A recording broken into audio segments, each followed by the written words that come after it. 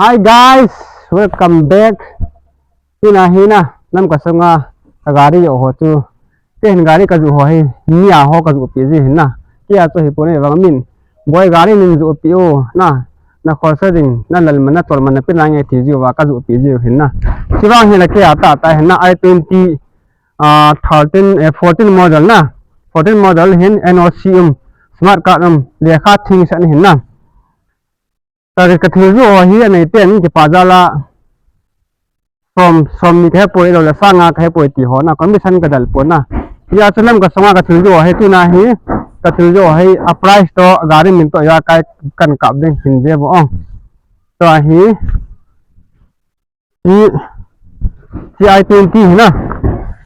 i20 hi asung ho kan hon dei hi sabi na sabi niệm hiya asung kan hon dei lam kasunga ipigari yang la dei hon phone number anan call thayawai chị malang hina asi boy in sam lo to laya anh biết rằng cái vùng thầm lai rồi bà na sẽ lái lái xịn cái ta trên hiệu ta này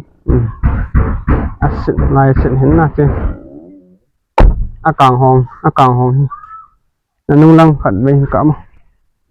Meghalaya number hina càng cắm lên cái hina gari jo hoi lam ko songa hi commission ka dal lo na an nei te ka ju pi ya nei ten ki pa ja la sang pham khai poi sanga khai poi na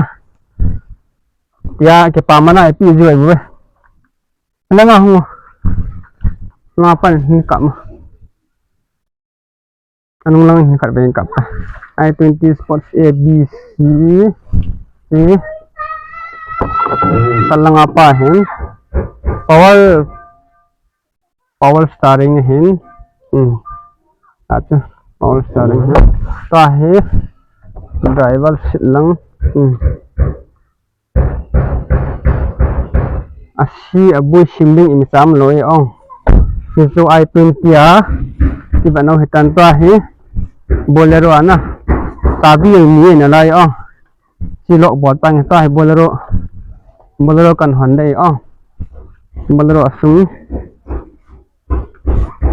gal kap si bolero na hilang kai pa ke mat be se hilang kai hin hong ka de se te ni ka koi mat be se ta ho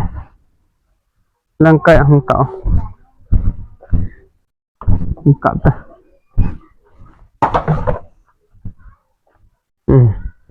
phản lắng phạt bạn là apa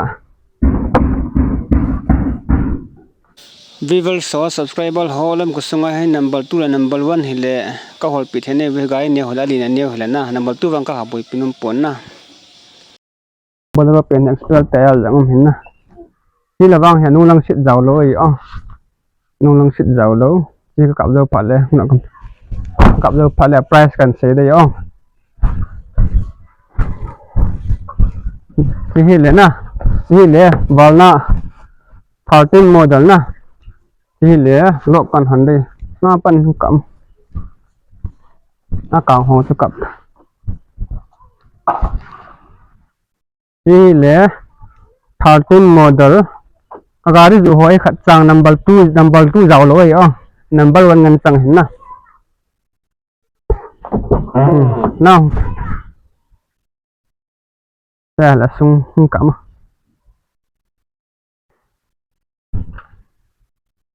ni chigari hi simbi hi le malang na lai amalang hi le malang action khel ngai de hija lut dham wang ka pon na sim ding hin aban to wiring har khat sim ding wiring ho nyaw sim de na adam tu sim ding ampoi engine ki tham nai lo yi gari jo se khat tang engine ki tham nai lo hin nung lang khat dei hin hong ka te nung lang china nung lang expert tail jang na expert tail jang na lai kam nai no ta he price kan se de ta sa to gari jo ho he na ที่i20 hi 14 model hin na smart card NOC le kha thing set na hin na siwa hang ki ai hin te ni hi le mi ko wa na ti ha ka zu pi hin na it's here price hi 3.3 ka ti hin na akra ri mom mom lai ti ho na te phone number hin se ngate ada yam kha na phone number tu 7085682591 7085682591 oh ti 14 model Meghalaya number thing set ti bolero hi le 17 model hiya le kha chu NOC sim le nga chu smart card le kha ya kai agreement action le kha bon se ka hin na hi si le ma sanga ni tu ma tha chu le la nga kana ti hin pa wang hi akra ri mom mom lai